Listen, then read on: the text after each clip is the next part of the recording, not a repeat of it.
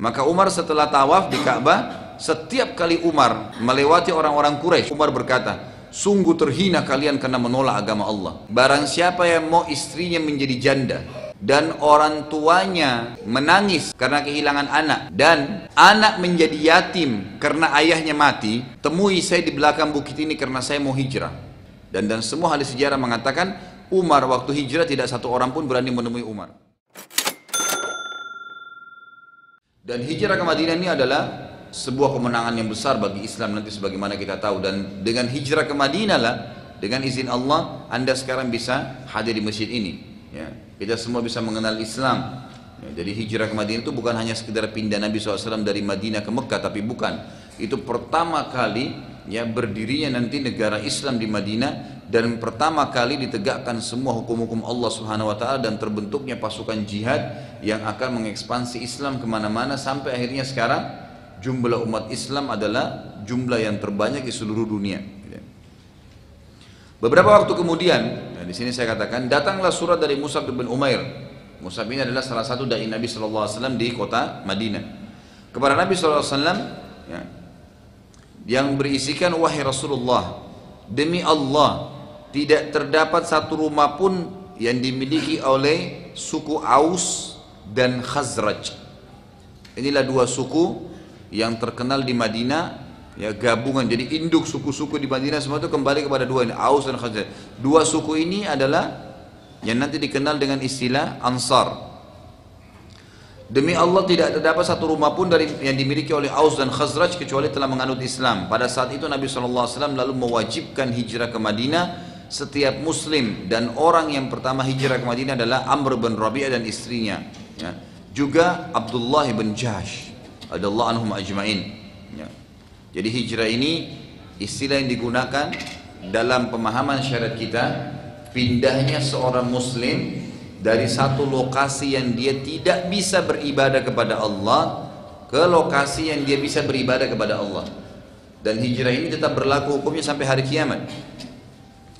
Siapapun yang berada di satu lokasi tidak bisa ibadah, maka dia punya kewajiban pindah ke lokasi yang lain, ya, pindah ke lokasi yang lain.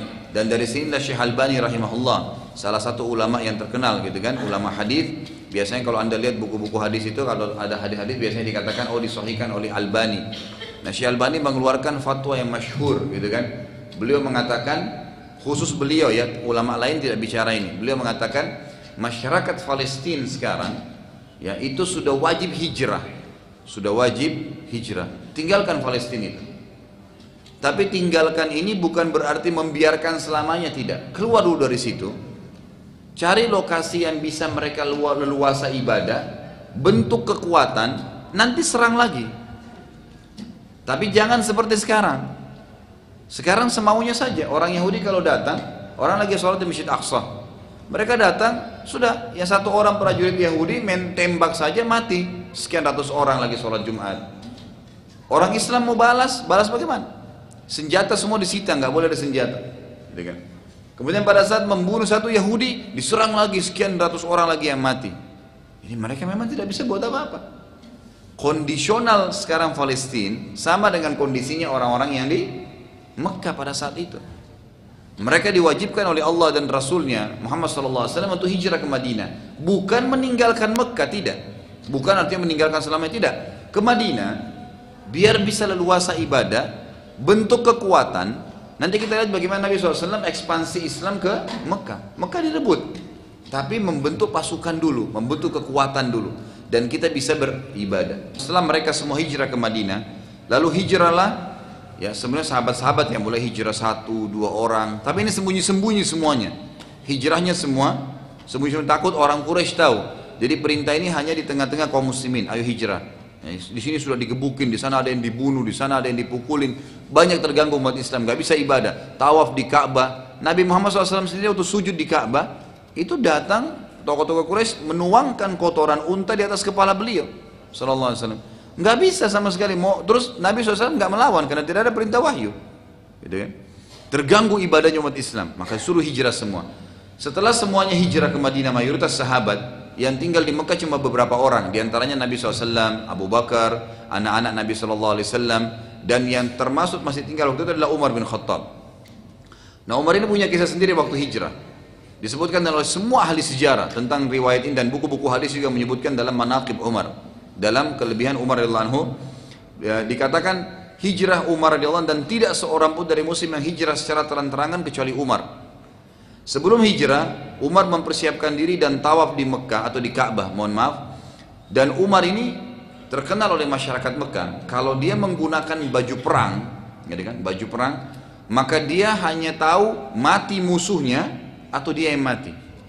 Makanya waktu dia mau masuk Islam, ada kita sebutkan kisah masuk Islamnya kan, waktu dia mau mencari Nabi SAW di Darul Arqam, itu dia pakai baju perang. Makanya sahabat Khabbab yang bertemu berkata gitu kan, wahai Umar, mau kemana kamu? Dia bilang, saya mau membunuh Muhammad. Dilihat pakai baju perang, maka sahabat ini berkata, kenapa kau harus cari Muhammad? Adikmu Fatimah lebih dulu masuk agamanya. Untuk mengalihkan agar Umar jangan ketemu Nabi SAW, karena dia tahu kalau Umar ini bertemu musuhnya mati atau dia yang mati gitu. Umar waktu mau hijrah ke Madinah radhiyallahu anhu pakai baju perang. Sengaja pakai baju perang, taruh pedang di sampingnya, di samping punggungnya, pinggulnya, kemudian dia tawaf. Jadi orang-orang Quraisy lihat waktu dia tawaf pakai baju perang. Orang Quraisy sudah tahu kalau Umar pakai baju perang ini berarti ada sesuatu.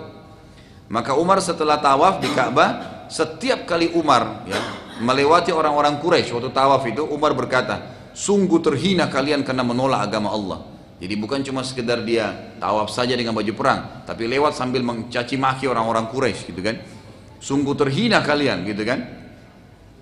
Barang siapa yang ingin, jadi setelah selesai tawaf, dia berdiri di atas sebuah batu tinggi, lalu dia bilang, barang siapa yang mau ibunya menangisi anaknya karena jadi yatim, gitu kan, maka dia ada riwayat gini, barang siapa yang mau istrinya menjadi janda, kan gitu, dan orang tuanya ya menangis karena kehilangan anak, dan anak menjadi yatim karena ayahnya mati, temui saya di belakang bukit ini karena saya mau hijrah. Ngerti paham maksudnya ya? Tantangan yang luar biasa nih. Siapa yang coba-coba temui saya nanti di belakang gunung, di sini saya mau hijrah, maka pasti nanti, kan karena dia mati atau musuhnya mati ya, maka pasti nanti kalau dia punya istri, istrinya jadi janda. Artinya saya akan bunuh dia gitu kan. Kalau dia orang tua, anaknya jadi yatim. Karena biasanya menyerangkan laki-laki. Kalau dia orang tua, kalau dia seorang anak, maka orang tuanya akan kehilangan anaknya. Maka temuilah saya di belakang bukit ini karena saya akan hijrah ke Madinah. Dan semua ahli sejarah mengatakan Umar waktu hijrah tidak satu orang pun berani menemui Umar. Karena luar biasa, dia tantang, silakan kalau mau. Dan memang di sini kata para ulama, dalam Islam memang dibutuhkan ketangguhannya. Jadi disebutkan dalam ayat Al-Quran tentang Nabi Ibrahim alaihissalam dan nabi-nabi yang lain itu, mereka itu punya sifat ya tegas dalam kebenaran, berani mati untuk kebenaran, tidak masalah. Bayangkan waktu Nabi Ibrahim alaihissalam mendatangi Namrud. Namrud ini raja yang mengaku sebagai Tuhan, dan seluruh masyarakat Babilonia sujud di bawah kaki Namrud. Nabi Ibrahim siapa? Masyarakat biasa datang, ayahnya dia pembuat patung juga, penyembah berhala. Nabi Ibrahim AS datang di istana dengan kokoh mengatakan, wahai Namrud, dari mana kau mengaku sebagai Tuhan? Kau dan saya manusia biasa yang ciptakan kamu dan saya. Ini raja ya, yang sudah tiap hari seluruh masyarakat Babilonia sujud di kakinya, mengaku dia sebagai Tuhan. Ini luar biasa. Nabi Ibrahim AS datang, tahu itu adalah kebatilan dan dia benar, dia berdiri dengan kokoh, dengan tegas mengatakan, wahai Namrud, Anda siapa? Kamu siapa? Ya. Kamu mengaku sebagai Tuhan, kamu adalah manusia biasa seperti saya. Tuhanku dan Tuhanmu dan Tuhan segala sesuatu adalah Allah yang menghidupkan dan mematikan. Namrud membuat satu perilaku yang spektakuler yang kira-kira membuat Nabi Ibrahim ketakutan. Dia bilang, wahai Ibrahim, Tuhanmu menghidupkan dan mematikan, saya juga bisa hidupkan dan mematikan. Anda bayangkan kalau ada di sebuah istana yang besar, rajanya itu Namrud kan badannya besar, dan disebutkan dalam kisah dia kalau tiap hari latihan gulat itu selalu dia nantang, dia pakai kekuatan 10 pasukannya yang kuat-kuat itu untuk dikalahkan sama dia setiap hari. Orangnya secara fisik kuat gitu. Lalu dia bilang sama prajuritnya, tangkap 2 orang. Disuruh tangkap masyarakat, satu ditebas langsung, kata Namrud, tebas lehernya, matikan orang ini. Ditebas, darahnya jatuh, kepalanya terputus depan Nabi Ibrahim alaihissalam. Betul kan? Yang satu dibilangin sama Namrud, biarin yang satu pergi. wahai Ibrahim lihat, biar jadi saksi dalam depan matamu, ini saya matikan dan saya hidupkan. Artinya Tuhan mau menghidupkan matikan, saya juga bisa. Bayangin kalau raja di depan kita, kita lagi di istananya, dia tebas satu orang di depan, jadi kita juga bisa ditebas sama dia gitu kan. Tapi apakah Nabi Ibrahim alaihissalam kok lengah gitu kan, atau menjadi lemas? Enggak. Nabi Ibrahim alaihissalam dengan sangat tenang lalu berkata, wahai Namrud, ya, wahai Namrud, Tuhanku dan Tuhanmu Allah. Ditantang lagi Nabi Ibrahim. Nabi Ibrahim tidak takut. Tuhanku dan Tuhanmu Allah setiap hari menerbitkan matahari dari timur, terbenamkan di barat. Apa kau bisa? Nggak bisa. Namrud nggak bisa ngomong. Fabuhital ladzi kafar, kata Allah. Maka orang kafir itu menjadi diam, nggak bisa menyaut. Tapi kita lihat bagaimana samt, ya, atau kita kokoh dalam kebenaran itu dibutuhkan. Nggak boleh. Kenapa kamu begini? Ya, kamu ini lainnya mau mengikuti sunnah misalnya. Loh iya, ini sunnah Nabi, ini benar. Gitu jelasin. Jangan oh iya enggak ya, terus diganti jilbabnya, terus diganti penampilannya, jadi lemas. Loh kenapa? Anda dalam keadaan benar kok. Yang penting kita tidak menghardik orang, gitu kan? Kita bukan menyalahkan dia kok, tidak. Kalau kita lagi ditanya, maka wajar kita menjawab, oh iya karena sunnah Nabi. Kenapa pelihara jenggot? Ya karena Nabi SAW yang perintahkan. Saya punya kiai Nabi Muhammad, saya tidak tahu kalau kiai Anda siapa, gitu kan? Ya tidak ada masalah. Tunjukkan kebenaran, bela itu mesti, gitu kan? Nah ketegasan dalam kebenaran itu dibutuhkan. Karena kalau tidak ada orang yang tegas dalam kebenaran, maka secara otomatis kebenaran itu akan dikalahkan dan sudah menjadi sunnatullah, sistem yang Allah ciptakan. Allah menciptakan dan harus berputar di muka bumi ini. Ada kebenaran, ada kebatilan, dan semua ini bersaing. Kalau kebenaran tidak meredam kebatilan, maka kebatilan akan naik. Makanya Ali radhiyallahu anhu berkata apa? Kebatilan yang terorganisir dengan baik akan mengalahkan kebenaran yang tidak terorganisir. Nggak bisa, pasti dikalahkan. Makanya kita harus betul-betul menegakkan kebenaran itu dengan profesional, gitu kan? Benar-benar meyakini kebenaran dan kita membelahnya. Baik, kita lanjutkan. Kemudian Abu Bakar radhiyallahu anhu, pada saat Umar sudah hijrah, umumnya mayoritas sahabat sudah hijrah, tinggal di Mekah itu beberapa orang saja. Tinggal Nabi SAW, kemudian Abu Bakar dan beberapa ya sahabat yang lain, diantaranya anak-anak Nabi SAW. Dan pada saat itu, subhanallah, dengan hikmah dari Allah, orang-orang Quraisy tidak tahu kalau umat Islam ini keluar, karena jumlahnya sedikit, gitu kan. Abu Bakar radhiyallahu anhu waktu itu belum hijrah, dan beliau pamit dengan Nabi SAW ingin hijrah. Tapi Nabi SAW berkata, tunggulah wahai Abu Bakar, mungkin Allah akan menyiapkan untukmu teman. Sabar loh. Abu Bakar pun menunggu sambil mempersiapkan 2 unta yang lengkap di belakang rumahnya dengan perlengkapan safar. Biasanya kalau orang dulu mau berangkat, kayak kalau kita mobil sekarang udah ditaruh bekal-bekalnya di belakang gitu kan. Mungkin ada box makanan, ada box tas pakaian, ada segala. Di unta dulu ditaruh, ada 2 tas besar, di kiri kanannya ditaruh persiapan makanan di kanan, dan di kiri pakaian-pakaian dan kebutuhan. Abu Bakar pun mengatakan dalam beberapa riwayat, saya tidak tahu kenapa saya mempersiapkan 2 ekor unta itu. Belum tahu dia, gitu kan. Saat jumlah sahabat yang hijrah makin banyak, Abu Bakar pamit yang kedua kalinya kepada Nabi SAW. Tapi Nabi mengatakan, tunggulah wahai Abu Bakar, mungkin Allah menyiapkan teman untukmu. Abu Bakar pun menunggu, seraya mengira-ngira mungkin yang dimaksud oleh Nabi SAW adalah diri beliau sendiri SAW. Nabi sendiri belum hijrah. Ketika semua sahabat sudah hijrah dan tertinggal Nabi SAW, Abu Bakar, Ali radhiyallahu anhum ajma'in, dan anak-anak Nabi SAW, ya, nanti kita akan tahu juga ada yang belum hijrah, itu ada Zainab, ya, ada Fatimah, itu semua belum hijrah. Nanti dijemput setelah Nabi SAW hijrah ke Madinah, baru dijemput oleh Usama bin Zaid. Abu Bakar dan Ali, ya, serta Nabi SAW. Maka Abu Bakar pamit yang kedua kalinya. Tetapi Nabi SAW berkata padanya, tunggulah wahai Abu Bakar, mungkin Allah menyiapkan untukmu teman. Abu Bakar pun menunggu saat semua sudah hijrah ke Madinah dan Nabi SAW sedang menunggu perintah langsung dari Allah Subhanahu Wa Taala, maka datanglah perintah untuk hijrah untuk beliau. Quraisy pun saat melihat keadaan hijrahnya seluruh umat Islam, ya, pada saat sudah habis masyarakat Mekah, ya, dari kaum muslimin, maka Quraisy baru engah, kok nggak kelihatan nih umat Islam, kemana mereka? Waktu ya Quraisy melihat sudah mayoritas umat Islam sudah hijrah ke Madinah dan hanya tinggal Nabi SAW, Abu Bakar dan Ali dari kalangan laki-lakinya. Mereka sangat khawatir akan kekuatan yang disusun di Madinah nantinya, maka Abu Jahal pun segera mengumpulkan pemuka-pemuka Quraisy untuk membahas ya masalah penting ini menurut mereka, dan mensyaratkan tidak boleh ada yang ikut dari suku Hashim Abdul Manaf dan Abdul Muttalib dalam musyawarah mereka, karena ketiga suku ini adalah suku Nabi SAW. Atau siapapun yang punya hubungan dengan masyarakat Madinah, nggak boleh juga ikut dalam musyawarah itu. Semua ini tujuannya agar yang akan dibicarakan dapat dirahasiakan. Quraisy berkumpul di Darun Nadwa, tiba-tiba datang seseorang kakek yang berpenampilan seperti orang yang berasal dari Najd atau utara Jazirah Arab. Jadi waktu mereka lagi ngumpul rame-rame di Darun Nadwa itu, dan ini tempat yang sudah kita jelaskan ya, mereka tempat kumpulnya orang Quraisy mengadakan acara dan segalanya lah ya. Maka pada saat itu ada satu orang kakek-kakek datang mengaku dari wilayah Najd, ini utara Jazirah Arab, gitu kan? Nabi SAW memperkenalkan siapa orang itu. Kata Nabi, itulah syaitan yang menjelma agar membantu mereka. Jadi syaitan ini menjelma jadi manusia, jadi kakek-kakek, kemudian bergabung dengan orang-orang Quraisy, tujuannya memberikan pendapat untuk memerangi Nabi SAW, untuk membunuh Nabi SAW. Ada pelajaran penting di sini saudaraku. Yang pertama adalah ternyata syaitan itu sangat lemah. Kalau syaitan itu kuat, dia nggak butuh. Ini yang menjelma dalam hadis ini, ulama hadis mengatakan adalah iblis sendiri. Dan pada saat dia menjelma jadi manusia, jadi kakek dari Najd, gitu kan? Jadi dari wilayah Najd tadi, itu untuk memberikan saran kepada orang-orang Quraisy. Kalau memang dia kuat, dia tidak butuh itu.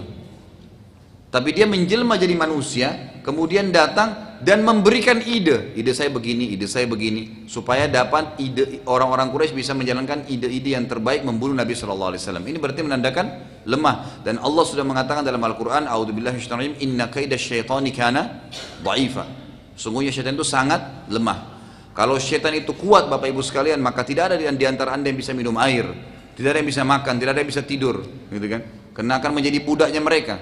Padahal mereka sangat lemah. Makanya salah satu senjata syaitan menguasai manusia adalah menakut-nakuti manusia, membesar-besarkan permasalahan, yang gitu. Jadi memang yang benar, syaitan itu kecil. Syaitan itu kecil dan lemah. Jangan bayangkan syaitan itu tinggi besar dan bisa membunuh manusia, tidak. Syaitan itu bisa mati hanya dengan ya, air panas yang anda lempar di tempat kosong, atau anda melempar sebuah biji buahan tanpa membaca isti'adzah, bisa saja kena dia dan bisa mati. Makanya pada saat dia masuk ke badan manusia, kemudian ditekankan dengan ayat saja sudah kesakitan, bisa mati, terbakar malah. Makanya manusia menjadi khalifah. Kita sebenarnya pemimpin di muka bumi, termasuk terhadap jin-jin itu, itu.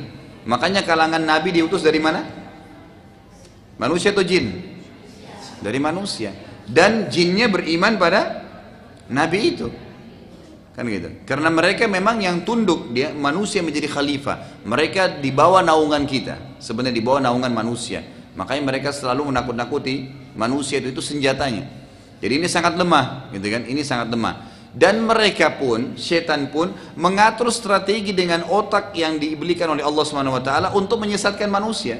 Makanya ini sekaligus kita tekankan bahwa syaitan sangat lemah. Nah, di antara pelajaran yang kita bisa ambil bagaimana iblis menjelma menjadi kakek-kakek, gitu kan, dari Najd untuk bergabung dengan Quraisy. Perhatikan baik-baik. Abul Bukhturi, salah satu tokoh Quraisy waktu itu berkata, bagaimana bila kita mengurung Muhammad dalam Mekah? Pendapat pertama dari orang Quraisy, kita kurung aja Muhammad di Mekah, nggak boleh dia keluar. Lalu Abu Jahal, pimpinan ya orang-orang kafir Quraisy ini, dan si iblis tadi, kakek dari Najd itu, menolak dan berkata itu kurang tepat. Bila Muhammad ditahan di Mekah, maka sahabat-sahabatnya akan menyerang untuk membebaskannya. Jadi iblis sendiri ini masih berpikir.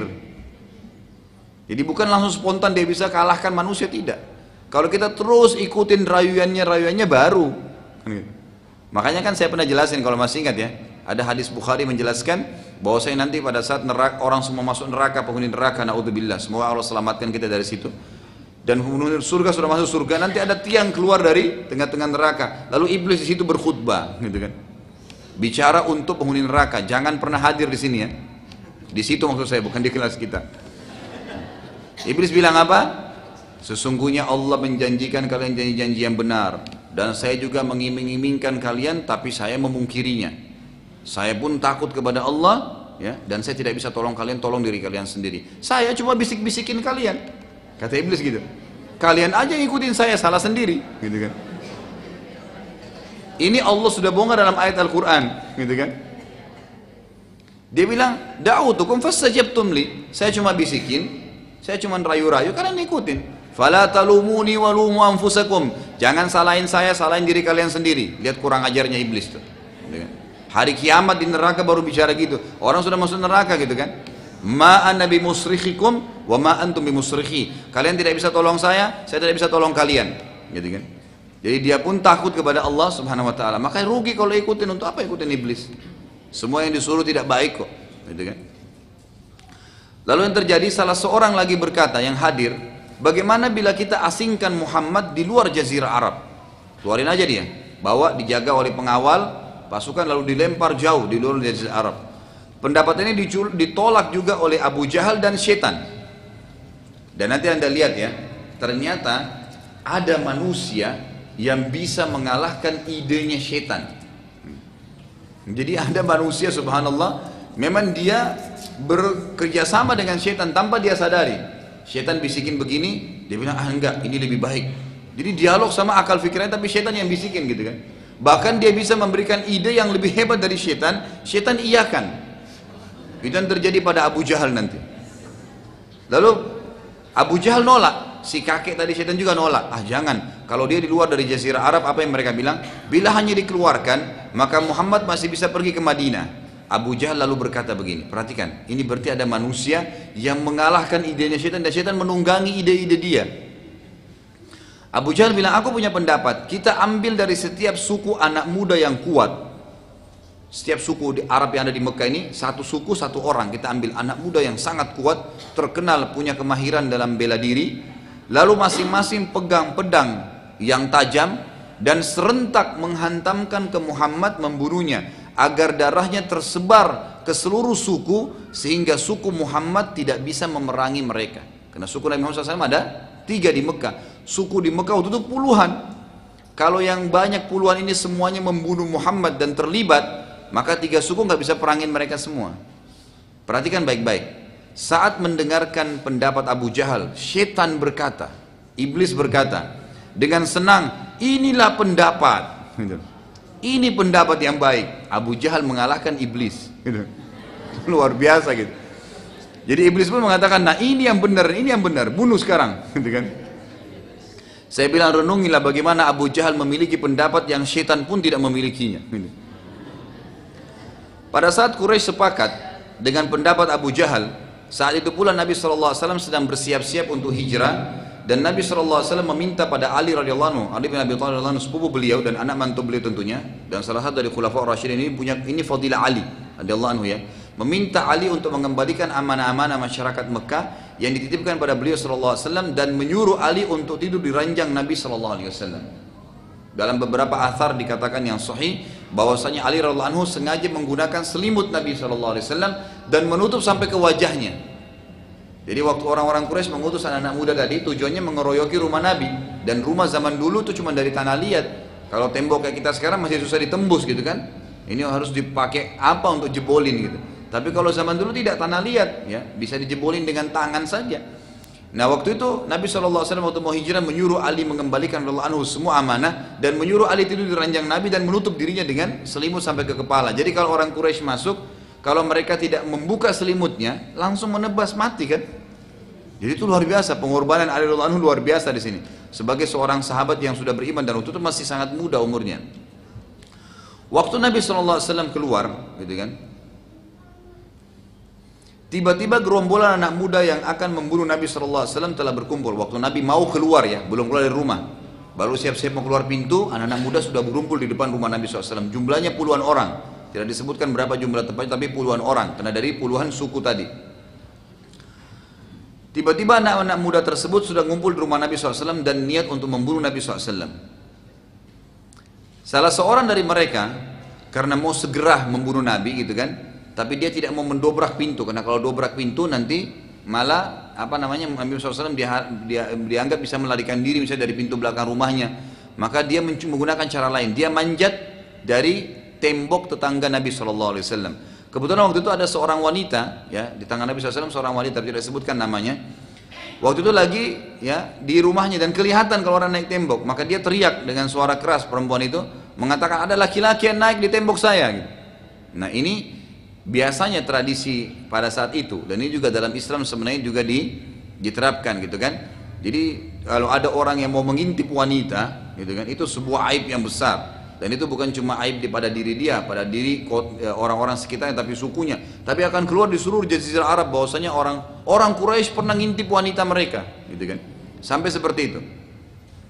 Waktu wanita tersebut berteriak, gitu kan? Maka si anak muda tadi yang naik di atas rumah Nabi ingin menyerang dari atas rumah Nabi SAW, membatalkan niatnya. Salah seorang dari mereka berkata, demi Allah, bila terdengar oleh suku Arab lainnya bahwasanya kita memanjati rumah wanita kita sendiri, maka akan menjadi aib sepanjang masa. Ini akan dikenang bahwasanya memang dia atau orang-orang Quraisy ini suka mengintip wanitanya, gitu kan. Nabi SAW lalu membuka pintu rumahnya dan beliau SAW, ya ini mukjizat dari Allah SWT. Salah satu mukjizat Nabi SAW di Mekah yang terkenal adalah ayat ini. Ya. Waktu beliau membuka pintu rumahnya, ya, dan tidak seorang, dan subhanallah dengan hikmah Allah, tidak seorang pun dari orang-orang Quraisy anak muda tadi melihat. Jadi tertutup penglihatan matanya, gitu kan. Dan beliau pada saat membuka pintu sambil membaca yang masyhur surah Yasin.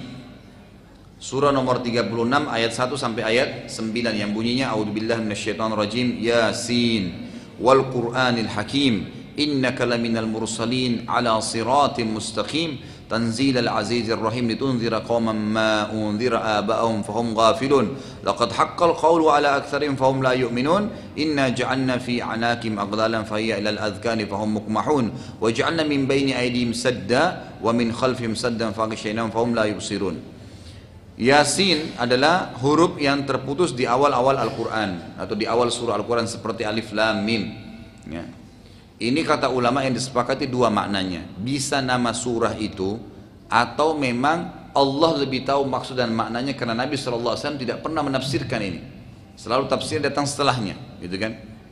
Jadi Yasin adalah, dan huruf-huruf yang lainnya, huruf yang terputus di awal surah yang Nabi SAW tidak pernah tafsirkan, dan para sahabat mengatakan berarti Allah lebih mengetahui maknanya.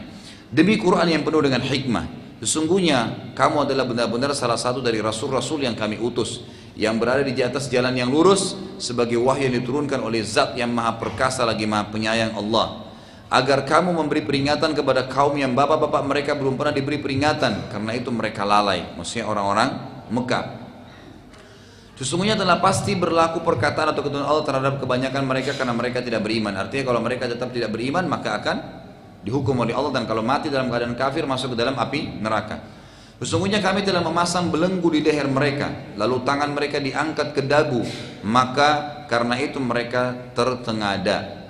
Dan kami adakan di hadapan mereka dinding dan di belakang mereka dinding, dan kami tutup mata mereka sehingga mereka tidak dapat melihat. Kita fokus ke ayat yang ke-8 dan yang ke-9. Kata para ulama tafsir yang maksud adalah terbelenggu di leher mereka. Di sini kata Nabi, kata para ulama, Allah Subhanahu wa taala membuat mereka tidak bisa menggerakkan kepalanya, ya. Atau mohon maaf, tidak bisa menurunkan kepalanya. Mereka mengangkat sampai tenggorokannya kelihatan seakan-akan dibelenggu, gitu kan, seakan-akan dibelenggu, dan mereka semuanya tertidur. Mereka semua tertidur. Dan kami jadikan dinding di belakang mereka, ya. Kami jadikan di hadapan mereka dinding dan di belakang mereka dinding. Artinya mereka seperti melihat sebuah dinding saja. Ya, kalaupun ada di antara mereka yang buka matanya tidak tidur, maka mereka cuma lihat sebuah dinding, tidak melihat Nabi SAW. Dan kalaupun mereka balik ke belakang, mereka juga melihat seperti sebuah dinding saja, tidak melihat jalanan. Maka kami tutup mata mereka, ya, kalau yang tertidur tidur, kalau yang tidak mereka tidak bisa melihat, sehingga mereka tidak dapat melihatnya. Nabi SAW membacakan ayat-ayat tersebut. Kemudian Nabi SAW mengambil genggaman debu, ya, tanah dari depan pintu beliau, kemudian meletakkan atau menaburi di atas kepala anak-anak muda Quraisy tadi yang puluhan orang itu, sambil membaca ayat ini. Akhirnya membuat anak-anak muda tersebut, ya, anak-anak muda tersebut tidak menyadarinya. Sementara mereka ada yang tertidur, ada yang tidak, gitu kan, tapi tidak menyadari itu, diletakkan debu-debu tersebut. Dan yang perlu Anda ketahui adalah ini, kata para ulama, ada masuk dalam khususiyatun Nabi sallallahu alaihi wasallam. Ini hal yang khusus saja untuk Nabi Muhammad Sallallahu Alaihi Wasallam. Jangan lagi ada yang bilang baca ayat ini kemudian taruh debu di atas kepalanya orang sehingga tidak kelihatan. Ini penting sekali.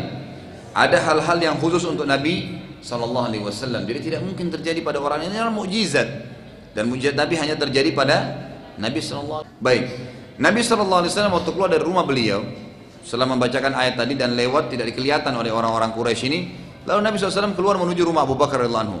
Pada saat tiba di rumah Abu Bakar, ya, dan Abu Bakar pun membukakan pintu, Nabi SAW berkata, wahai Abu Bakar, sekarang sudah tiba saatnya untuk hijrah. Aisyah berkata, radhiyallahu anha, waktu itu Aisyah masih sangat kecil dan belum menikah dengan Nabi SAW, karena nanti menikah sama Nabi di tahun 2 Hijriah, sebelum perang Badar. Nanti kita akan belajar itu. Telah datang kepada kami Nabi SAW di waktu yang bukan sering beliau datang kepada kami, maksudnya mendatangi Abu Bakar ayahnya. Nabi SAW mengetuk pintu, lalu kami membukanya, dan Nabi SAW berkata kepada Abu Bakar, wahai Abu Bakar, keluarkan semua ada di ruangan ini. Saat itu di rumah ada Asma binti Abi Bakar, ini yang menikah dengan Zubair bin Awam, yang nanti punya anak Abdullah bin Zubair. Semua ini adalah sahabat-sahabat yang mulia. Aisyah dan Abu Bakar, 3 orang ini. Abu Bakar berkata, wahai Rasulullah, mereka berdua hanyalah anakku dan artinya tidak usah khawatir, gitu kan. Nabi SAW lalu berkata, sungguh telah diperintahkan padaku untuk hijrah. Maka Abu Bakar pun berkata, jadikan aku teman anda dalam safar wahai Rasulullah. Kalau gitu saya yang jadi teman anda. Maka Nabi SAW mengatakan, engkau menemaniku wahai Abu Bakar. Aisyah lalu berkata, lalu Abu Bakar pun menangis karena bahagia yang belum pernah aku melihat orang menangis seperti itu karena bahagianya. Ada banyak pelajaran dari sini. Yang pertama adalah pelajaran, kalau kita ingin mengerjakan sebuah perbuatan yang berhubungan dengan misi agama, penting ya, sesuatu yang ingin dijalankan dan dikhawatirkan kalau orang kafir tahu berbahaya, maka dirahasiakan, gitu kan? Memang dirahasiakan. Makanya Nabi SAW waktu mau hijrah, itu beliau pun sempat berkata sebelum sampaikan kepada ya titah Allah kepada Abu Bakar bahwasanya kita disuruh hijrah, apa kata Nabi SAW? Keluarkan semua di ruangan ini, termasuk anaknya Abu Bakar disuruh keluar. Waktu itu Aisyah sama Asma masih kecil. Nanti setelah Abu Bakar mengatakan, jangan khawatir ya Rasulullah, anak-anak saya sudah aman, gak masalah. Barulah Nabi SAW sampaikan. Jadi ini termasuk melaksanakan misi agama yang dikhawatirkan kalau ditahu oleh orang kafir bisa berbahaya, maka dirahasiakan. Dalam sebuah hadis bukan cuma masalah itu, kalau ada urusan-urusan kita pribadi yang penting, maka kata Nabi SAW apa? Ya, tolonglah dan mudahkanlah urusan-urusan kalian dengan as-sirru wal kitman, ya, merahasiakannya dan menyembunyikannya. Enggak perlu gitu, semua orang tahu apa yang kita mau lakukan. Untuk apa? Kecuali memang ada hubungannya. Kecuali ada hubungannya, apalagi kalau berhubungan dengan masalah ibadah, gitu kan? Ada orang subhanallah, sholat malam sudah luar biasa, nangis sama Allah, sujud, sudah nikmat dia ibadah. Begitu subuh pagi masuk kantor, teman-temannya atau syaitan bisikin dia, teman-temanmu nggak tahu tuh tadi malam nikmatnya ibadat. Coba sampaikan gitu. Tiba-tiba dia ngomong, aduh pegel-pegel nih, kenapa tadi malam tahajud, gitu kan. Mulai terbuka, gitu kan. Kalau memang tujuan anda mau diceritakan kepada orang lain, saya ajarin caranya, mau nggak? Nah, bagus kalau mau. Berarti ketahuan mana yang mau riya ini. Kalau kita mau ceritain tahajud kita kepada seseorang, siapa yang jadi target? Nanti malam misalnya mau diceritain besok ya, datang aja ke rumahnya jam 2 malam, ketuk, tebarin sejadah depan pintunya, gitu kan, bilang saya mau tahajud ya. Udah selesai. Untuk apa tunggu? Ceritain aja malam itu biar dia lihat sekalian, gitu kan. Untuk apa nunggu sampai besok? Kita sudah bangun ngantuk-ngantuk, sudah nangis, sudah sampai haji sama Allah, terus besok hilang pahalanya gitu saja. Ya, hanya berapa menit disampaikan kepada orang, nggak ada gunanya. Rahasiakan. Ya, Allah Subhanahu Wa Taala mencintai hamba yang merahasiakan ibadahnya. Dalam hadis Muslim kata Nabi SAW apa? Inna Allah yuhibbut taqiyul ghaniyul khafi. Allah mencintai hamba yang bertakwa, yang halal dinikmatin, yang haram ditinggalkan, yang diperintahkan kerjakan, yang dilarang jauhi, gitu kan? Yang kaya dan berinfak, serta orang yang suka merahasiakan amal-amalnya, ibadahnya. Gak perlu orang tahu. Ya. Sama dengan orang mau pergi haji, lakukan apa? Walimah safar. Apa ini walimah safar? Walimah safar, walimah itu acara pernikahan. Apa hubungannya pernikahan dengan pergi haji, gitu kan? Dibuatlah safar, istilah safar, supaya bisa boleh dikemas, gitu kan? Sekarang saya pernah tanya jemaah saya, Bapak Ibu untuk apa buat walimah safar? Oh, untuk didoain Ustaz. Doa yang mau pergi haji siapa Bapak Ibu? Kan Anda yang mau pergi ibadah. Mestinya Anda yang mendoain orang-orang yang ditinggal. Baik, yang kedua apa alasan lain? Alasan lain karena kami mau minta maaf. Lo minta maaf dalam Islam nggak tunggu mau haji. Setiap hari, dan dalam Islam dianjurkan sebelum nginap, sebelum tidur nanti malam, ada salah sama siapapun minta maaf, nanti malam kita bisa meninggal. Akhirnya jadi hisab gitu kan. Jangan nginapkan permasalahan, minta maaf sama orang sebelum tidur gitu kan.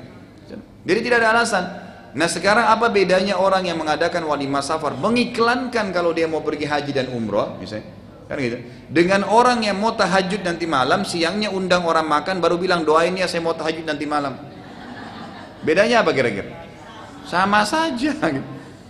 Jadi nggak usah iklanin, untuk apa? Para sahabat dan tabiin pergi haji pulang haji nggak ada yang tahu kalau dia pergi, kecuali orang-orang yang sudah terlanjur tahu gitu kan. Ya memang dia bukan dia sengaja iklanin. Ini enggak, doain ya saya mau pergi haji ya, doain ya, telepon sana sini. Untuk apa gitu? Anda yang perlu doain orang. Nggak usah, pergi umrah pun balik tidak ada yang tahu, lebih baik.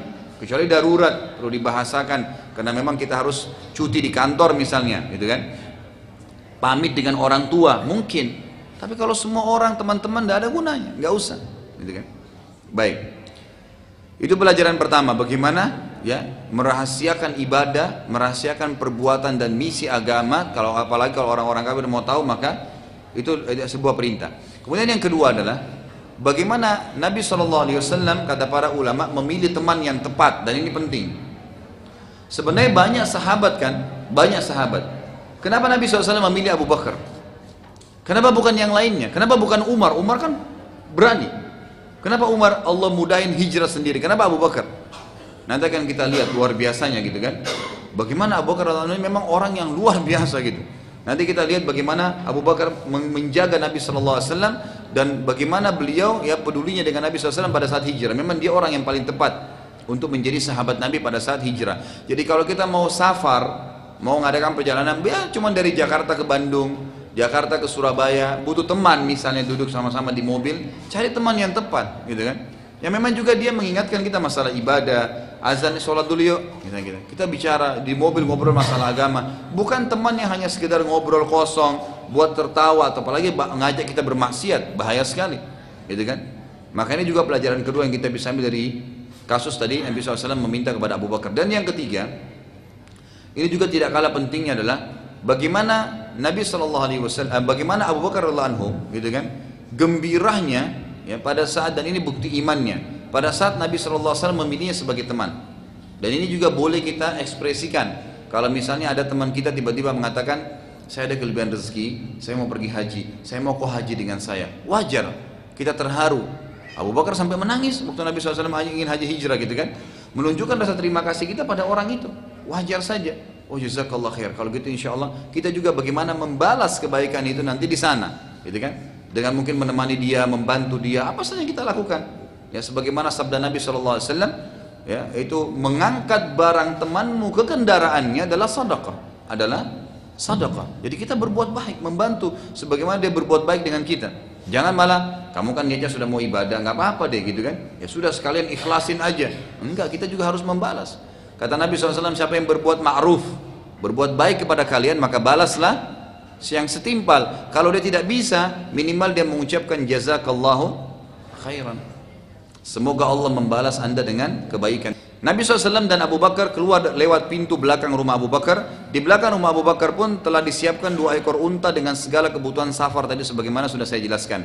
Saat mulai meninggalkan Mekah, Nabi SAW dan Abu Bakar menuju ke arah selatan Mekah, sementara Madinah berada di utara Mekah demi untuk menghilangkan jejak hijrah. Ini pelajaran besar ya. Jadi kalau kita lihat peta Jazirah Arab, Madinah itu ada di utaranya Mekah, di atasnya. Indonesia kita ini ada di selatan, di bawah, gitu kan.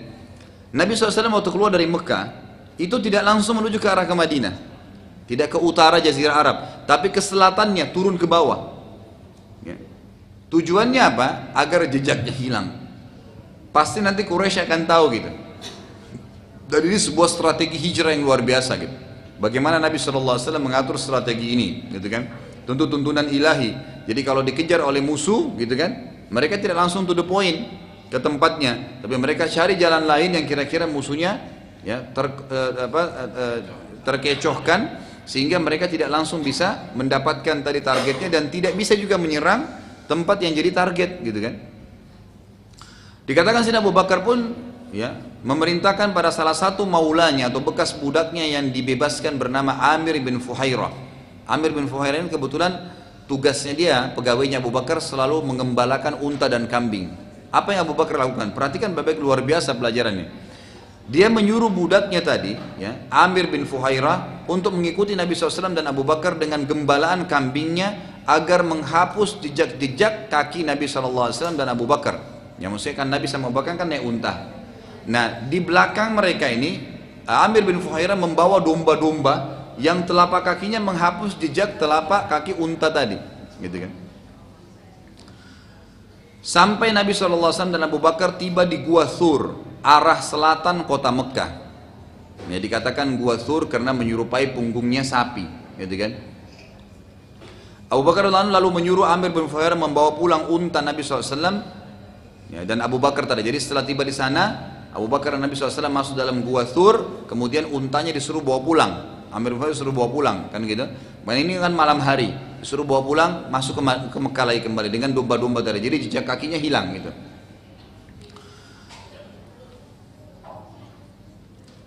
Dan juga Abu Bakar menyuruh Amir bin Fuhairah memberitahukan kepada keluarganya, ya, kepada Aisyah dan Asma radhiyallahu anhuma, tempat persembunyian Nabi SAW dan Abu Bakar. Amir bin Fuhairah pun balik ke Mekah dan menjalankan dengan baik perintah Abu Bakar radhiyallahu anhu.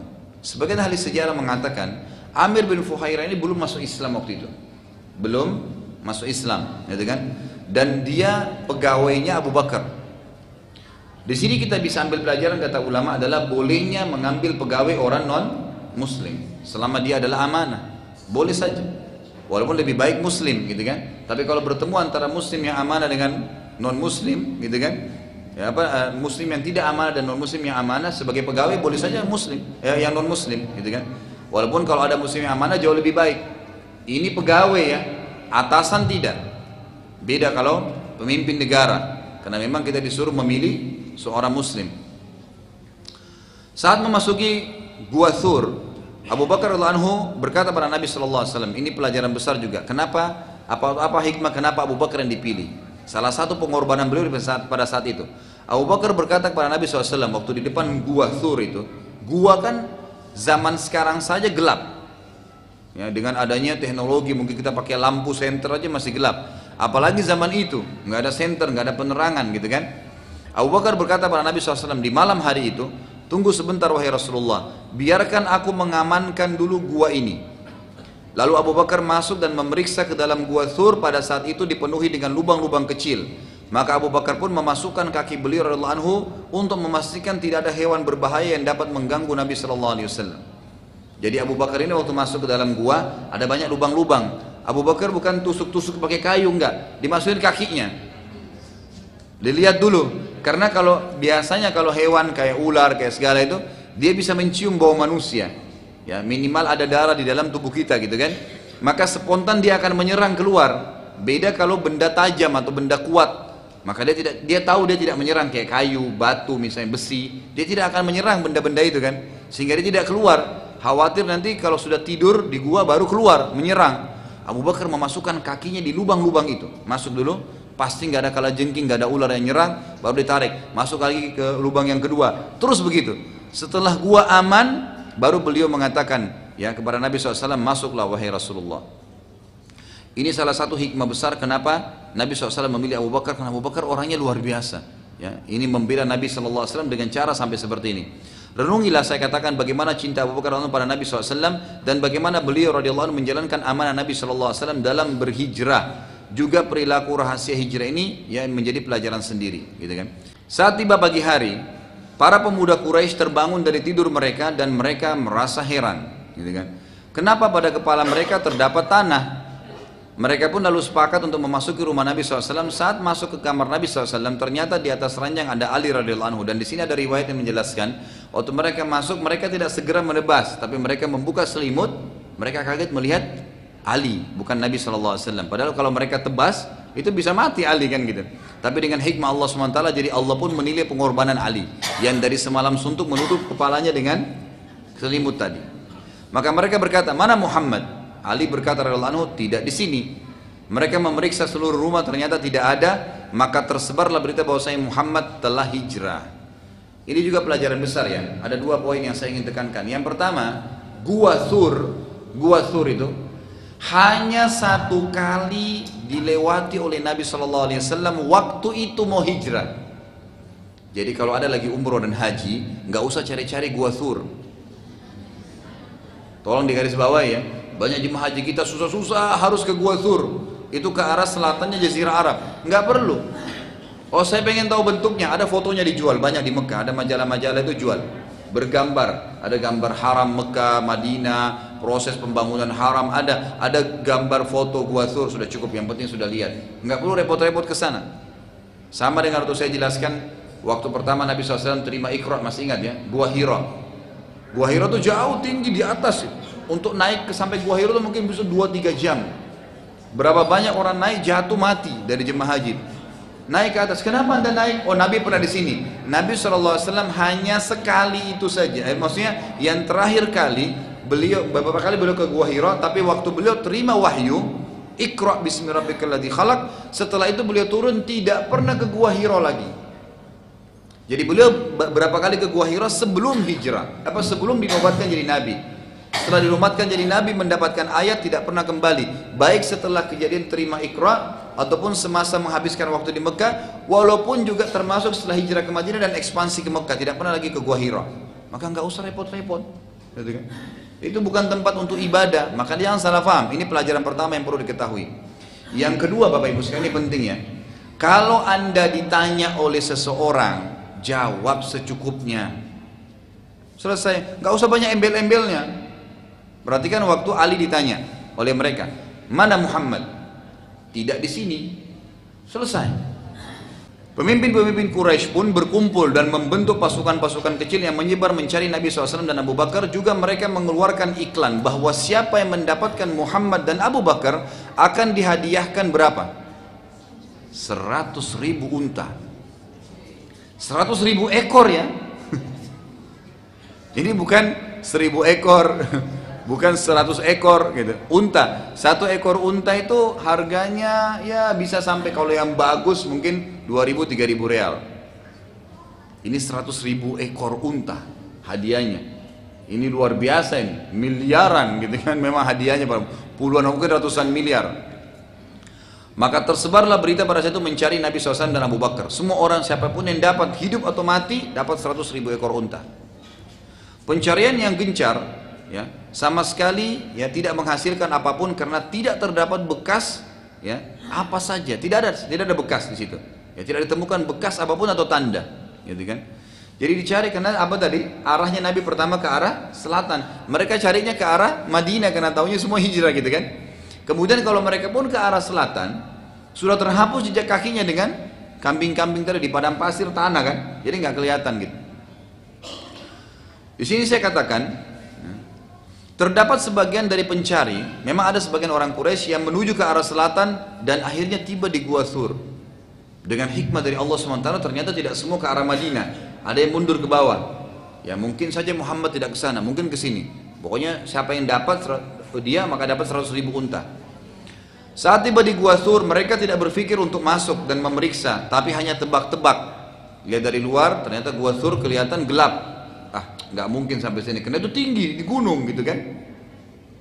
Abu Bakar lalu berkata, wahai Rasulullah, aku melihat kaki-kaki mereka. Ya, aku berkata, wahai Rasulullah, bila salah seorang dari mereka melihat dekat telapak kakinya, karena kan di atas gunung, Gua Thurnya lubang, tapi gelap. Mereka berdiri di atas mulut lubang itu, ya, mulut gua. Jadi Gua Thur ini orang kalau masuk turun kayak masuk ke dalam gitu. Bukan mulut gua yang kita bayangkan bisa lurus masuk, enggak, memang dia orang kalau mau masuk berdiri dulu di mulutnya baru kemudian turun kayak masuk ke dalam lubang gitu. Jadi orang-orang ini Quraisy berdiri di depan situ, tapi dia ragu, bener nggak ada manusia masuk di sini gitu kan. Mereka tebak-tebak, kata Abu Bakar, wahai Rasulullah, bila salah seorang dari mereka melihat telapak kakinya, maka pasti mereka melihat kita. Maka Nabi SAW menjawab apa? Perhatikan baik-baik, ini pelajaran besar. Kata Nabi SAW dengan keyakinan penuh, wahai Abu Bakar, bagaimana pendapatmu dua orang manusia dan yang ketiganya adalah Allah? Artinya tidak usah ragu, mereka tidak akan bisa lihat kita. Dan ini pelajaran besar Bapak Ibu sekalian, keyakinan kepada Allah adalah asas segala-galanya. Waktu Nabi Musa AS dikejar oleh Fir'aun, bayangin nih, Nabi Musa AS, kalau kita bayangkan kondisinya, Nabi Musa lagi jalan kaki ya, sambil berlari dengan Bani Israel, nggak punya kendaraan. Sambil ada ibu-ibu yang bawa barang, bawa bapaknya ada yang bawa barang, ada yang gendong anak, Bani Israel jalan semua. Fir'aun jalan dengan pasukannya, kuda, perlengkapan perang, dengan keretanya, cepat sekali bisa ngejar orang gitu. Kita bayangkan kalau kita bersama Nabi Musa AS, jalan susah-susah, suara ribut gemuruh, orang ketakutan. Di depan kita tiba-tiba Laut Merah. Apa yang mereka bilang, orang-orang Bani Israel? Inna lamudrakun. Kita sekarang dapat deh, pasti dibunuh. Udah nggak mungkin kita bisa lari. Apa kata Nabi Musa AS dengan sangat tenang? Inna ma'iya rabbi sayahdin. Nggak mungkin, ada Tuhan saya yang pasti berikan petunjuk. Waktu Fir'aun lihat depan mereka Laut Merah dan sudah dekat gitu kan, Fir'aun bilang apa? Innahum lasyirzimatun qalilun. Oh, mereka orang yang lemah, sedikit, gampang diberantas, mati langsung. Karena dia punya senjata lengkap. Dan ini orang-orang biasa yang gendong anak, yang bawa barang, yang ini di depannya laut, mau lari kemana? Terjun ke laut, mati. Yang terjadi langsung kena keyakinan Nabi Musa, Allah suruh pukulkan tongkatnya di Laut Merah. Maka kata Allah, famfalaka fakana kullu firqin kataudil azim. Maka tiba-tiba Laut Merah itu terbelah menjadi 12 bagian dan berdiri seperti dinding-dinding yang kuat, gitu kan. Nah, dari sini dikatakan oleh para ulama tafsir ada 12 suku Bani Israel ikut dengan Nabi Musa, lalu mereka lewat di sisi-sisi itu masing-masing setiap suku supaya cepat ke sana gitu. Dan Allah biarkan mereka, Fir'aun sempat masuk dan diturunkan air tersebut. Seperti itulah keyakinan. Makanya Nabi SAW sudah lihat, Abu Bakar juga tahu, di atas kepala mereka orang Quraisy kalau lihat ke dalam ketahuan maka akan dibunuh langsung gitu kan. Tapi Allah SAW yakin tidak mungkin Allah akan bersama dengan kita. Maka Allah ceritakan tentang kisah ini dalam surah At-Taubah urutan 9 ayat 40 yang bunyinya a'udzubillahi minasyaitonirrajim, bismillahirrahmanirrahim, illa tansuruhu faqad nasarahu Allah idh akhrajahu alladhina kafaru thaniya ithnaini idh huma fil ghar idh yaqulu li sahibihi la tahzan innallaha ma'ana فأنزل الله سكينته عليه وأيده بجنود لم تروها وجعل كلمة الذين كفروا السفلى وكلمة الله هي العليا والله عزيز حكيم. Jikalau kamu tidak menolongnya, tidak menolong Muhammad itu, tidak ada yang mau tolong, maka sungguhnya Allah telah menolongnya. Kalau nggak ada yang mau tolong, ini buktinya Allah telah tolong dia. Ketika orang-orang kafir Quraisy Mekah mengeluarkannya dari Mekah, sedang dia sendiri, ya, dan dari dua orang, ya, ketika keduanya berada dalam gua, maksudnya di sini Abu Bakar bersamanya. Di waktu itu dia berkata kepada temannya, li sahibihi. Dan ini ulama mengatakan masukkan dalam kelebihan Abu Bakar radhiyallahu anhu atau manaqibnya, karena tidak ada sahabat yang disebutkan dalam Al-Quran persahabatannya dengan Nabi kecuali Abu Bakar. Karena di sini perkataan apa Nabi? Kata Allah, idh qala li sahibihi, pada saat dia berkata kepada sahibnya, jadi suhbah, persahabatan, dan itu cuma Abu Bakar radhiyallahu anhu. Janganlah kamu berduka cita, sungguhnya Allah berserta kita. Maka Allah menurunkan keterangannya kepada Muhammad dan membantunya dengan tentara yang kamu tidak melihatnya. Dan Al-Quran menjadikan orang-orang kafir itu rendah, serta kalimat Allah yang akan menjadi tinggi. Allah maha perkasa lagi maha bijaksana. Jadi sini juga sebagian ulama menyebutkan ada beberapa athar, ya, beberapa kisah, tapi ada juga yang mendhaifkannya. Dikatakan bahwasanya di mulut gua Thur ada laba-laba, gitu kan. Tapi ini umumnya banyak juga ulama sejarah yang mendhaifkannya, gitu kan, melemahkannya. Jadi memang tidak ada laba-laba pun tetap memang Allah menjaganya. Karena kadang-kadang kalau kita bilang karena ada laba-laba, maka mungkin karena itu, gitu kan. Nah, di sini juga ada yang mengatakan pada saat itu cecak disuruh bunuh oleh Nabi SAW karena cecak ada yang berdiri dekat mulut gua Thur kemudian bersuara seakan-akan ingin menunjukkan orang Quraisy bahwasanya ada orang di dalam, gitu. Intinya gua Thur jadi disebutkan dalam Al-Quran tadi Allah selamatkan dengan hikmahnya. Abu Jahal mendatangi rumah Abu Bakar yang dibukakan pintu oleh Asma binti Abi Bakar. Abu Jahal bertanya, mana ayahmu? Asma berkata, aku tidak tahu. Perhatikan di sini saya katakan tadi, yang menjawab secukupnya penting. Waktu Abu Jahal datang ke rumah Abu Bakar, Tanya Asma binti Abi Bakar anaknya, mana ayahmu? Saya tidak tahu. Di sini kata ulama, ya Asma sudah tahu Abu Bakar di mana. Tapi kata-kata saya tidak tahu, maksudnya saya tidak tahu sekarang dia di mana. Kemarin-kemarin saya tahu, gitu kan? Jadi dia jawab secukupnya, yang membuat musuh-musuhnya tidak bisa tahu gitu. Maka Abu Jahal pun memukul Asma radhiyallahu anha, dan Abu Jahal meninggalkannya karena khawatir malu dari pembicaraan orang karena ia memukul wanita. Abu Quhafa ini ayahnya Abu Bakar ya, ayahnya Abu Bakar yang tidak masuk Islam dia, yang saat itu kedua matanya buta, datang dan bertanya kepada Asma, apa yang tidak ditinggalkan oleh ayah kalian untuk kalian waktu dia pergi nih sama Muhammad SAW.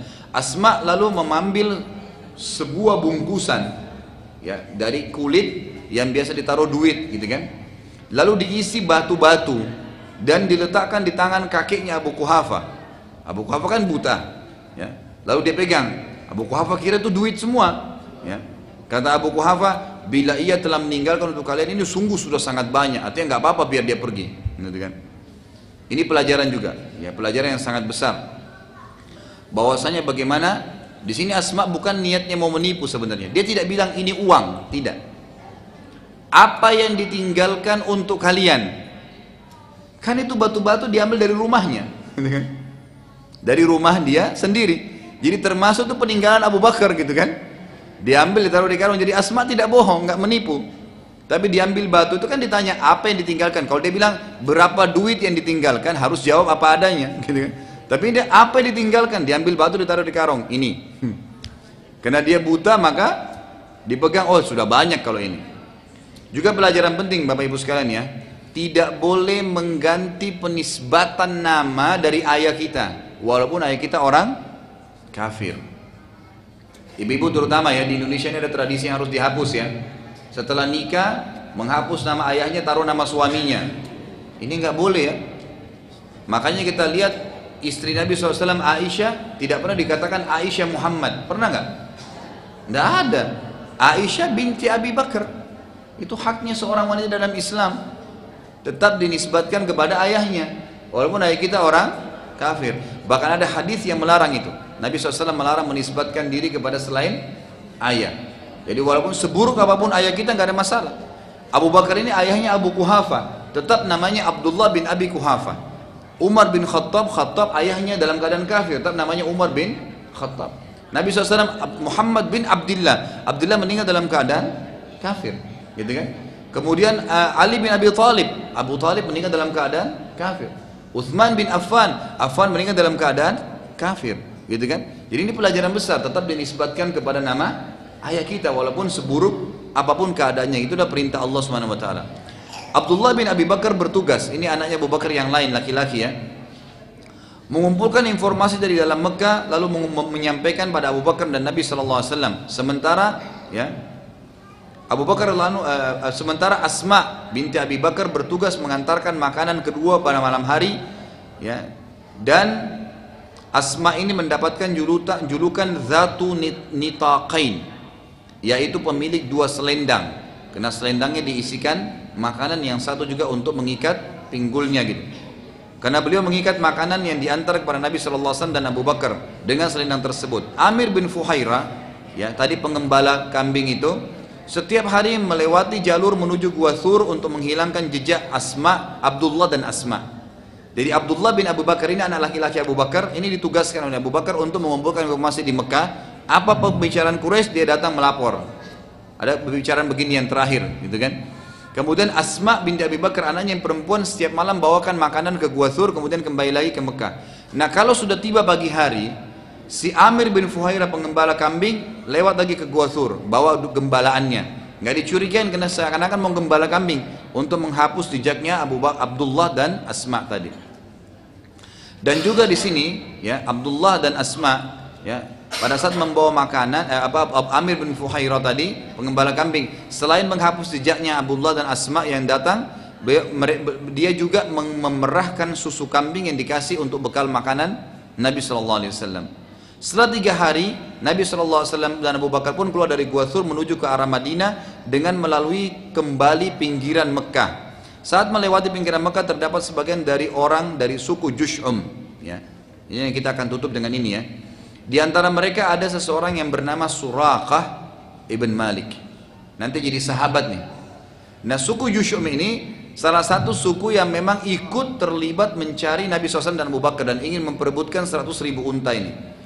Nabi SAW setelah 3 hari ya di Gua Thur, orang-orang Quraisy bingung mencari, beliau lewat dengan untanya dari pinggiran, lewat menuju ke arah Madinah sekarang.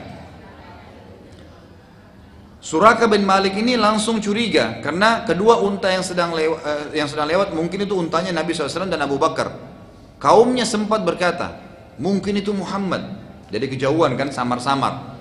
Lalu karena Suraqah ini tamak, dia yang mau dapat 100.000 ekor unta, dia mengalihkan perhatian mereka sambil berkata, bukan, itu Fulan bin Fulan yang keluar karena punya hajat. Maka kaumnya pun percaya karena Suraqah tidak langsung berdiri, tapi ia duduk dulu bercerita dengan mereka agar tidak dicurigai. Setelah beberapa waktu kemudian dia pamit, lalu dia ke rumahnya dan menggunakan pakaian perang lalu menyusul Nabi SAW dan Abu Bakar. Saat itu Abu Bakar radhiyallahu anhu sedang mengelilingi Nabi SAW. Ini perlindungan kedua dari Abu Bakar. Setelah tadi memasukkan kakinya di lubang-lubang gua, sekarang perlindungan yang kedua. Kata ulama ini juga hikmah kenapa Abu Bakar dipilih. Jadi Abu Bakar radhiyallahu anhu ini selalu mengelilingi Nabi SAW. Terkadang beliau berada di depan Nabi SAW, terkadang di belakang, terkadang di kanan, terkadang di kiri. Ya, sementara Nabi SAW tenang saja sambil membaca Al-Quran. Tapi dengan banyaknya gerakan Abu Bakar, akhirnya Nabi SAW merasa terganggu dan bertanya, ada apa dengan kau wahai Abu Bakar? Jawaban beliau radhiyallahu anhu, wahai Rasulullah, aku sangat khawatir. Saat aku sedang berada di hadapan Anda, aku khawatir musuh datang dari arah belakang Anda. Maka aku ke belakang Anda. Begitu pula pada saat aku ada di kanan kiri Anda. Kalau di sebelah kanan aku khawatir nanti musuh sebelah kiri, maka aku ke sebelah kiri. Sebelah kiri aku khawatir musuh sebelah kanan. Jadi terus dikelilingi Nabi SAW, siap mati untuk Nabi SAW. Nabi SAW bersabda, janganlah engkau takut wahai Abu Bakar, sungguhnya Allah bersama kita. Sekali lagi keyakinan Nabi SAW ini luar biasa. Bukan hanya beliau seorang Nabi, tapi memang yakin keyakinan ini perlu ditanamkan. Maka Abu Bakar pun radhiyallahu anhu menjadi tenang setelah itu. Tidak lama kemudian Suraqah tiba sekitar jarak bisa melempar panah. Kita tutup pertemuan ini dengan kisah Suraqah ini. Abu Bakar lalu gelisah sementara Nabi SAW tetap tenang membaca Al-Quran. Abu Bakar lalu berkata, wahai Rasulullah, sungguh orang itu, Abu Bakar tidak tahu kalau Suraqah, ya kan gitu, karena dari kejauhan. Biasanya ada jarak, orang dulu kalau sudah menggunakan tombak atau panah tahu jarak berapa meter itu sudah bisa dijangkau dengan tombak atau panah. Abu Bakar sudah bisa terka, mengatakan, sungguh ya Rasulullah, ia telah mencapai jarak bisa melemparkan tombaknya ke arah kita. Maka Nabi SAW pun berdoa pada Allah SWT mengatakan, ya Allah, ambil alihlah orang itu. Tiba-tiba kuda Suraqah tertanam ke dalam tanah. Suraqah lalu berkata, aku pun terjatuh yang mana aku belum pernah jatuh dari kuda sebelumnya.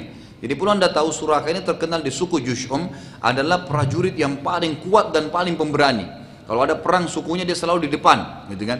Dan tidak pernah jatuh dari kuda satu kali pun dari pertama belajar sampai pada saat itu.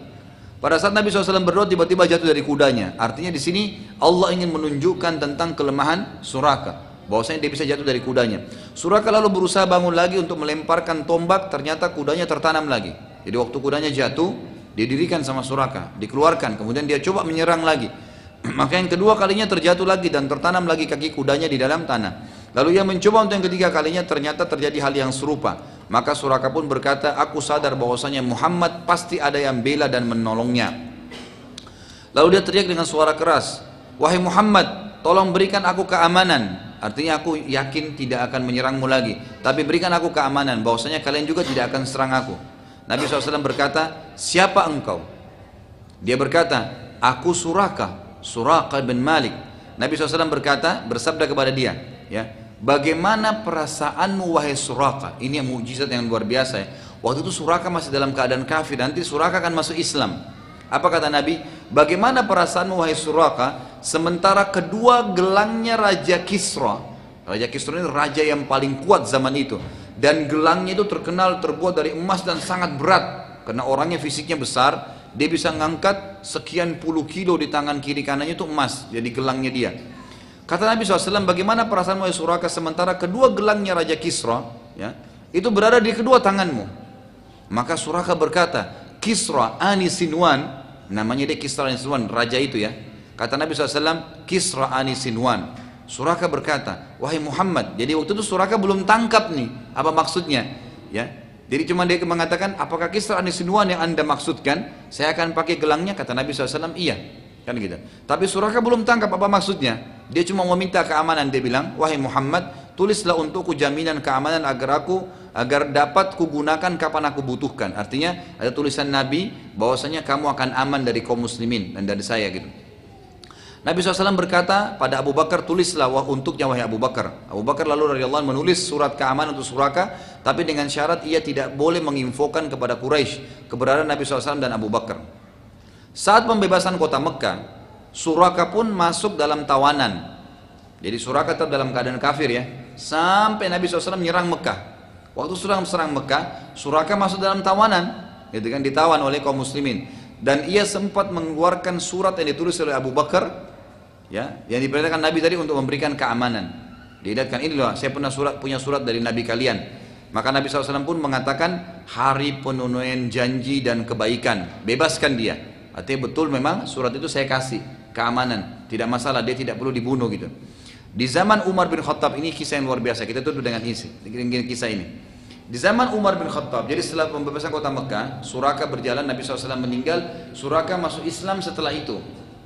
Ya, jadi sebagian ulama mengatakan Suraka ini adalah ya, tabi'in, bukan sahabat, karena dia masuk Islam setelah Nabi SAW meninggal gitu. Ada juga sebagian mengatakan dia masuk Islam setelah pembebasan kota Mekah, itu berarti masuk dalam kategori sahabat, tapi umumnya mengatakan dikatakan tabi'in. Ada kisah yang luar biasa. Di zaman Umar bin Khattab, Suraka ini masih hidup dan sudah masuk Islam gitu kan, tinggal di Madinah. Umar bin Khattab ini mengirim pasukan ke Persia, menyerang Persia, dan pada zaman itulah Persia takluk di tangan kaum muslimin. Jadi tadi yang Kisra itu raja Persia takluk dan dikalahkan di zaman Umar radhiyallahu anhu, gitu kan. Nah waktu itu Nabi SAW yang pernah bersabda, istana Kisra akan diterobosi dan ditaklukkan oleh segelintir dari sahabatku. Ahli sejarah nanti kita akan pelajari insya Allah, kalau Allah masih mudahkan, pada saat zaman Umar bin Khattab nanti ya akan ada segelintir sahabat. Sebagian ahli sejarah mengatakan cuma 12 orang sahabat yang berdiri depan istana Kisra dan masuk sementara Kisra sudah lari dengan pasukannya. Nah banyak sekali ghanimah, harta rampasan perang yang didapatkan dari Kisra ini. Di antaranya ada karpet. Jadi Kisra itu punya istana besar sekali. Saking luasnya istana dia dan tempat dia untuk duduk di singgasananya, ada satu karpet yang dibuat panjangnya dan lebarnya 60 siku kali 60 siku. Jadi kalau 60 siku itu kurang lebih 27,5 meter kali 27,5 meter itu. Luasnya karpet. Tidak ada karpet sekarang sebesar itu gitu. Dan itu karpetnya kalau dibuka, khusus dibuka kalau lagi musim dingin. Musim di sana kan di Rusia itu salju ya. Ini dulu di daerah Rusia gitu. Ini Kisra itu. Kemudian kalau musim dingin ditebar karpet tersebut, nanti ada dari karpet juga dibuat itu ada pohon-pohon dari karpet gitu. Ada kayak dia seakan-akan di kebun gitu kan. Kayak karpet itu. Nah itu termasuk ghanimah. Kaum muslimin waktu itu bingung mau diapain nih karpetnya nih.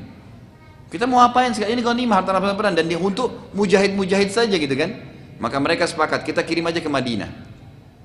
Harta-harta yang kita tidak perlukan mujahidin kirim ke Madinah aja. Yang lainnya dibagi untuk mujahidin. Di antara yang dikirim adalah karpet dan 2 gelangnya Kisra. Dikirim ke Madinah. Waktu tiba di depannya Umar, Umar lihat, Umar mengatakan segala puji bagi Allah ya yang telah menundukkan orang-orang yang mencintai dunia seperti ini. Artinya lihat sekarang sudah jadi kenangan saja, gitu kan? Lalu dibagi-bagilah sama Umar apa karpetnya disuruh potong-potong. Jadi karpet yang bagus tadi dipotong-potong. Kata Ali, aku mendapatkan dari Allah anhu potongan karpet ukuran aku bisa sholat, gitu kan, kecil. Kayak kita karpet gitu. Yang aku jual sampai seharga 600 atau 60 atau 600 dinar gitu. Harganya mahal sekali gitu. Kemudian waktu Umar melihat, ini saksi bahasan kita, dan kita tutup dengan ini. Waktu Umar melihat 2 gelangnya Kisra, Umar bilang begini radhiyallahu anhu, mana Suraka bin Malik? Suraka itu sudah masih Islam ya. Suraka nggak ikut perang ke Kisra. Lalu mereka bilang, ada ya Amir Mu'minin, dipanggil. Waktu Suraka datang, kata Umar, wahai Suraka, ini gelangnya Kisra, menjadi ghanimah muslimin. Kenakan di tanganmu sekarang, dan kelilinglah satu kota Madinah, sambil kamu menyampaikan muslimin apa yang Nabi telah sampaikan kepadamu. Maka Suraka pun rahimahullah waktu itu memasukkan ya gelang itu di tangannya sambil ya tersenyum dan meneteskan air mata berkata, Nabi Muhammad SAW telah bersabda kepada saya, wahai Suraka, bagaimana perasaanmu kalau dua gelangnya Kisra di tanganmu? Nabi sampaikan kapan? Sebelum hijrah. Ini terjadi kapan? Di zaman Umar bin Khattab, gitu kan? Jadi beberapa tahun ke depan ini sebuah mujizat, dan betul-betul apa yang Nabi sampaikan telah terjadi. Gelangnya Kisra berada di tangannya Suraka, dan Umar radhiyallahu memberikan Suraka sebagai hadiah karena sesuai dengan sabda Nabi sallallahu alaihi wasallam. Jadi ini adalah pelajaran yang kita bisa ambil hari ini, dan insya Allah kita akan masuk nanti dengan selanjutnya kisah Ummu Ma'bad.